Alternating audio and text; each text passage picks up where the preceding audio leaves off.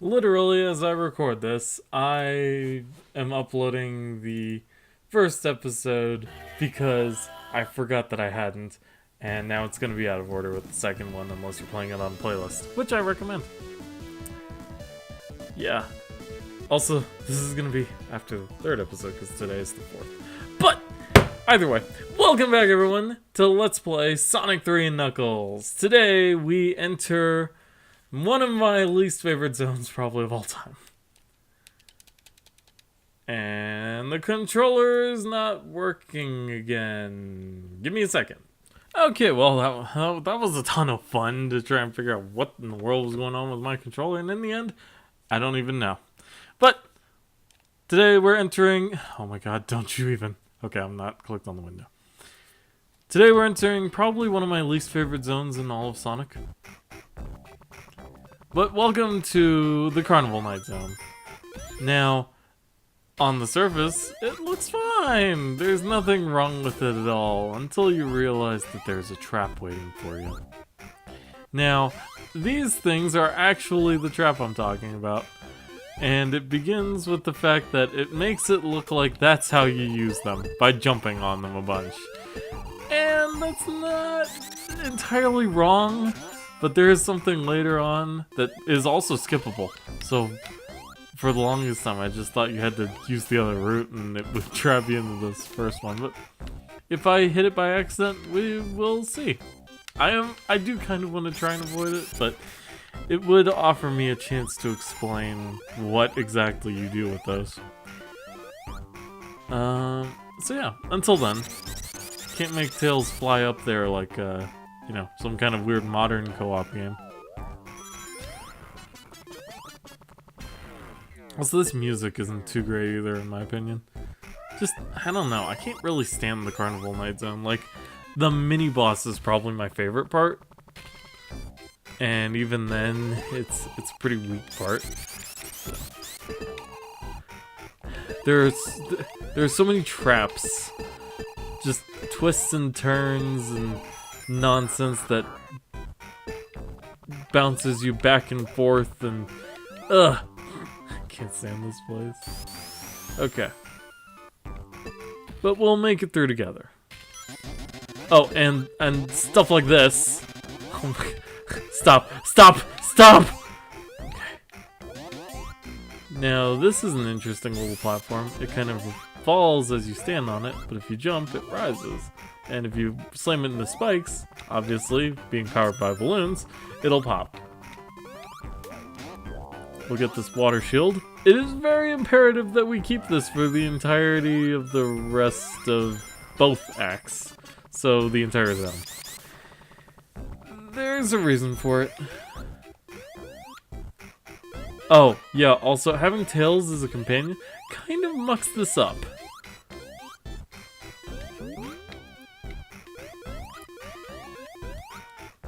But, you can run over here and find a secret thing.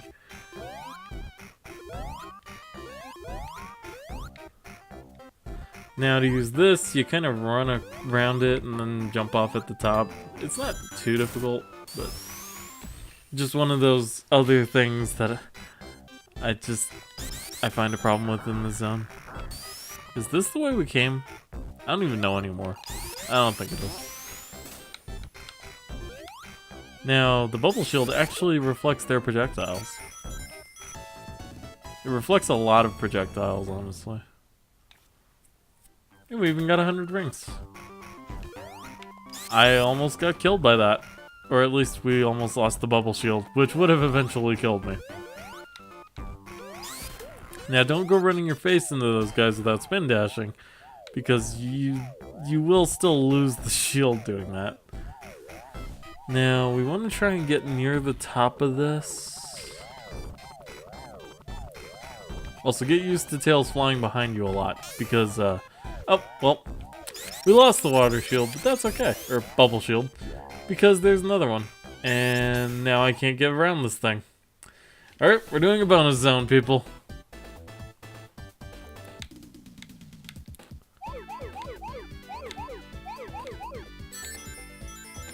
I definitely preferred the bonus zones of Sonic 2. They at least made you know, sense. And here it's just kind of a weird acid trip with balls.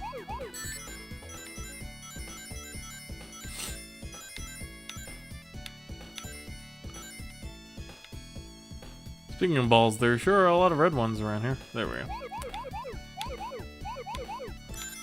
Is it time-based or ball-based or ring-based, the speed that you go at? Because if it's ring-based, that would actually answer a lot of questions I have about being able to complete these dang things.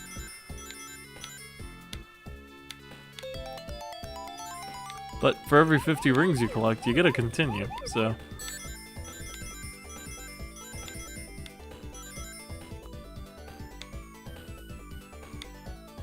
Alright, we might be able to get a Chaos Emerald today. It just kind of depends. It also won't really help because there's no way in heck I can actually get all 7. But, hey, it doesn't mean we won't try.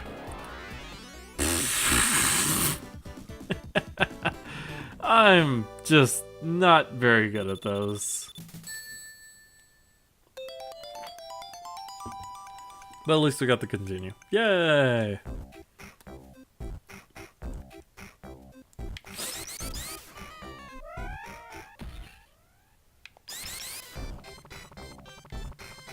Alright, well, you can go in here and get the lightning shield instead. But the lightning shield does not save you from drowning, so I'm going to stick with the bubble shield.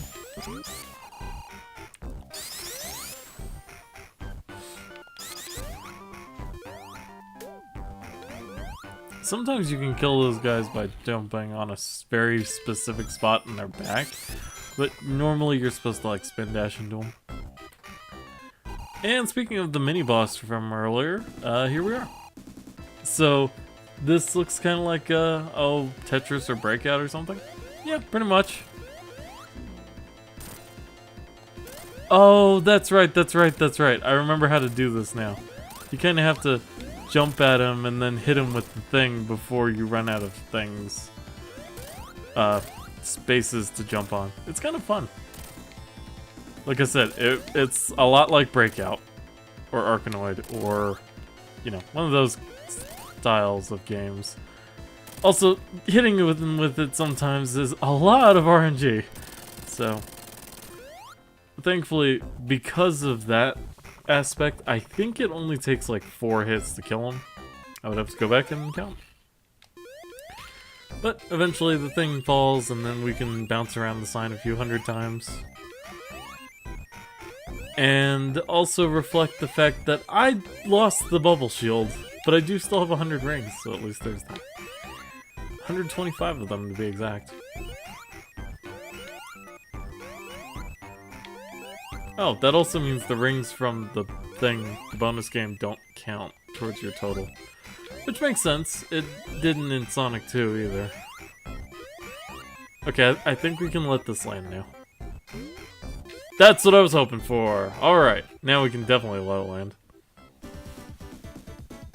How do you make that trigger? I have no idea. I've always thought it was just kind of RNG based on how many times you hit it. But... welcome to Carnival Zone Act 2. Which is a bit different than the first one. You have the same obstacles and stuff, but I'm sure you noticed it as we were jumping by it. And the reason we need the bubble shield, it's a water level. Yeah. Why the carnival level is also a water level at the same time? I'm not sure. I also just lost the bubble shield, which means we're about to drown. Lovely. Okay, let's see. If you jump on this thing... oh yeah, so when you jump on these, it kind of...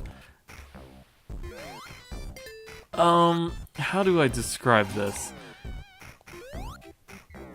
It takes where you jumped on it, like if you jumped on it from the middle, you'll be spinning in the middle, whereas if you're on the ends, you'll be wheeling around on the ends wildly, like, just nuts. Anyway, you can use that to jump up here, and the other new mechanic of this area, the cannon. Now it just kind of rotates around willy-nilly, and then you shoot yourself. Out of it. That is. And going in there gives you another bubble shield, which is good because we wasted ours. And Tails, speaking of, keeps wasting my balloons. And now we have none. But thankfully you can kind of do that. That's the other thing. Getting these balloons is kind of annoying with Tails around. Oh, that's right. These guys are actually really easy to beat with the lightning shield. But you can also just kind of stand beside them. And this is the thing you get stuck on, so you just kind of sit here forever and... no, that's not it. This one!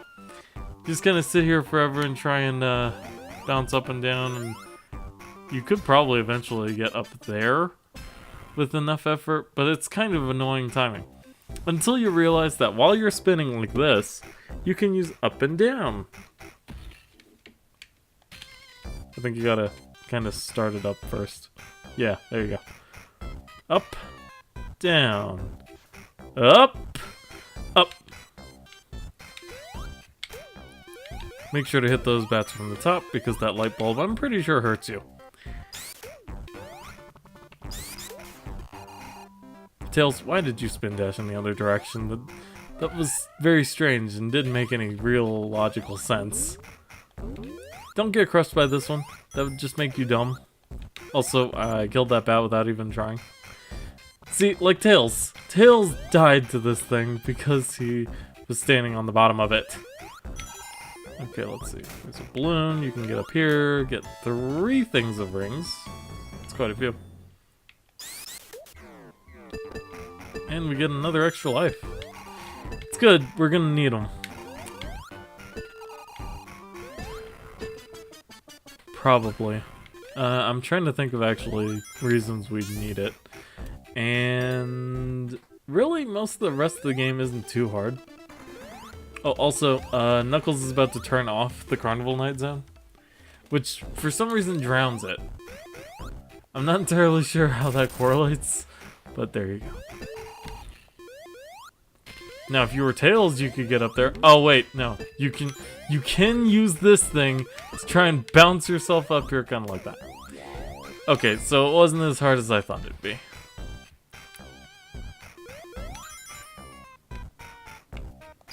Oh, also, that thing will spin around and crush you dead. So, careful of that. Also, you don't resist lightning with the bubble shield, and now I'm in a lot of trouble. Alright. Well, we can...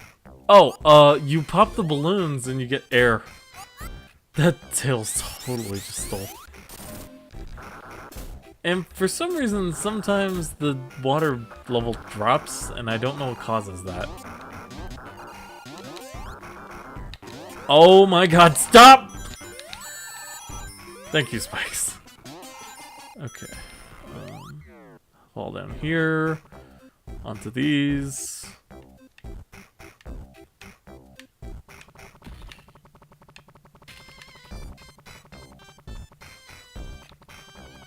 Actually, no. Just fall down this way.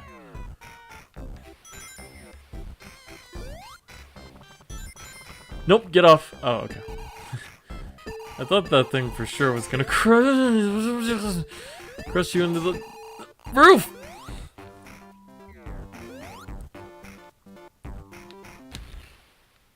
Oh god, that thing is gonna come back. Okay, it didn't. But it could've. That's the kind of tricky nonsense the stage will pull. Stop, please. I beg you. Okay. And occasionally you can get tons of points by getting like glitched into those and getting a bunch of 10s. Okay. That works. Works for me. I'm not gonna even question it. Oh, nope. It just kind of goes up and down. Wait for it to do it again, and jump right into the ball of lightning. Yeah, that's exactly what I wanted to do.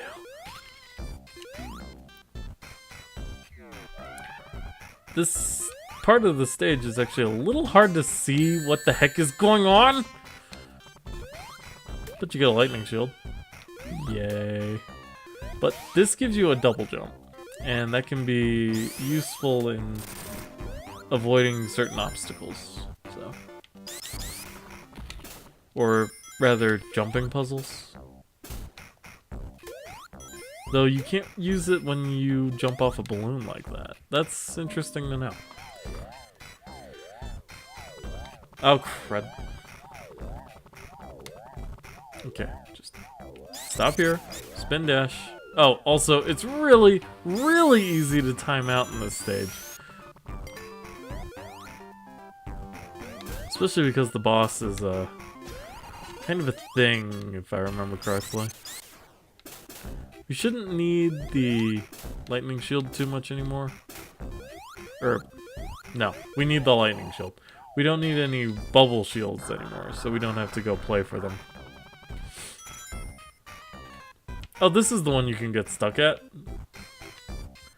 Yeah, for the longest time I had to try and figure out why you couldn't get here, and then I would die to timeout. It was great, except it wasn't. Okay. Don't let this invincibility go to waste. Though, you can still get crushed to death if I remember correctly, so don't do that. Actually, I don't think the light bulb does hurt you if you're like in ball mode. I don't know. Hard to say. How did I dodge that? I don't even know. Okay, I'm up here. What did that accomplish? Oh, there's another lightning shield, I think, up there.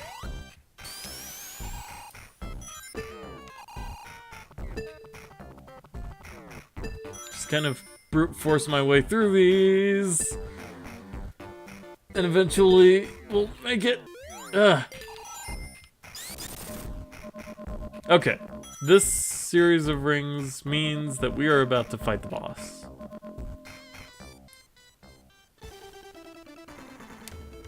And Knuckles sends us right back up.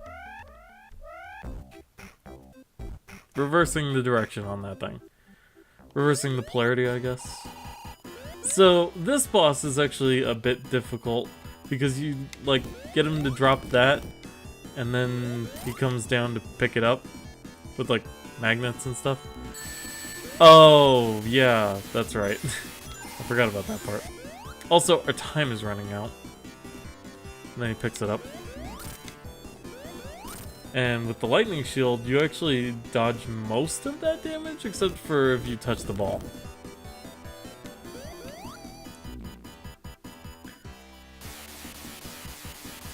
The main problem is the fact that I lost it within the first couple seconds of the fight, and it's just making things more difficult and take more time.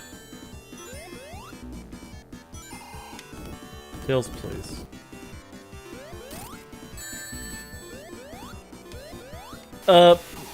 Thanks, Tails. You've actually helped me for once. We are very, very close to time, so if he doesn't get down here, we kind of die. Whew!